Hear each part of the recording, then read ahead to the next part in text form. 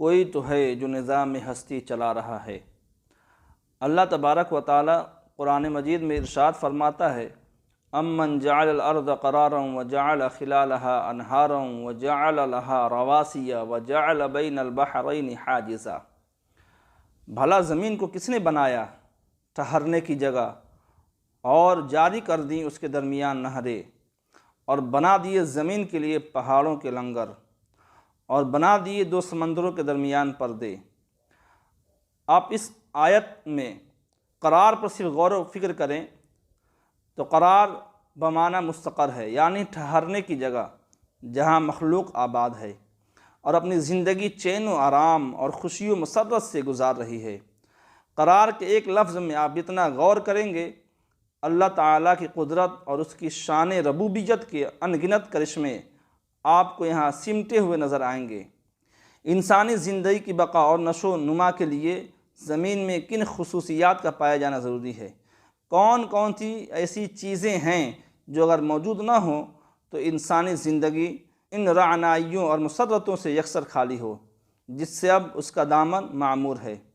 کون کون سی ایسی چیزیں ہیں کہ اگر ان کا سراغ نہ لگایا جا سکے تو ایجاد و اختراع کی بے پناہ قوتیں جو اس کی فطرت میں مضمر ہیں وہ ہمیشہ ہمیشہ کے لیے بیکار پڑی رہیں۔ ان تمام وسائل اور اسباب کی بہم رسانی کے بعد ہی انسانی زندگی کی بقا اور نشو و نما نصیب ہو سکتی ہے۔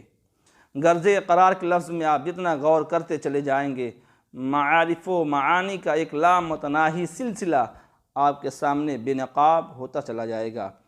یہاں میں نیو یارک سائنس اکیڈمی کے پریزیڈنٹ ایسے موریسن کے مضمون کا ایک مختصر اقتباس پیش کرتا ہوں، جس سے آپ کو امن جعل الارض قرارا کا مفہوم مزید واضح ہو جائے گا۔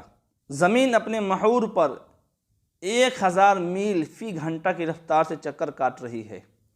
اگر اس کی رفتار 1000 میل کی بجائے 100 میل ہوتی تو دن اتنے لمبے ہوتے کہ سورج کی تپش اس کی گرمی تمام کھیتوں کو بھون کر رکھ دیتی، اور راتیں اتنی لمبی اور سرد ہوتیں کہ زندگی کی اگر کچھ رمق سورج کی تپش سے بچ جاتی تو رات کی سردی اسے منجمد کر کے رکھ دیتی۔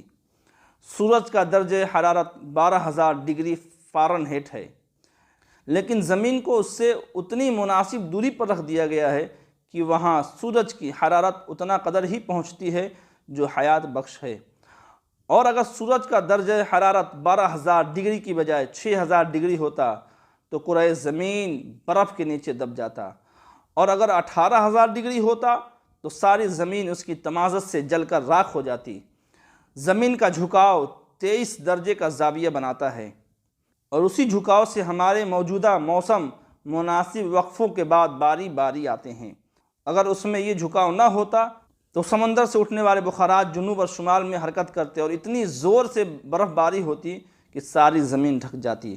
اگر چاند کی دوری زمین سے اتنی نہ ہوتی جتنی اب ہے، بلکہ صرف 50,000 میل ہوتی تو سمندروں میں مد و زجر اس شدت سے آتا کہ پہاڑوں تک کو بہا کر کے لے جاتا۔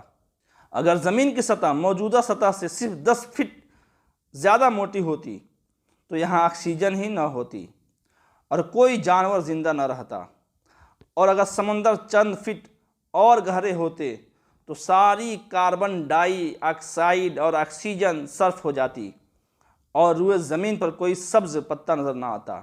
اس حکیمانہ نظام پر غور کرنے سے ہم اس نتیجہ پر پہنچتے ہیں کہ کارخانہ ہستی اتفاقاً معرض وجود میں نہیں آ گیا، ایسے ہی وجود میں نہیں آ گیا، بلکہ ایک حکیم و دانا خالق نے اس کی تخلیق فرمائی، ورنہ زندگی کا کوئی امکان نہ تھا۔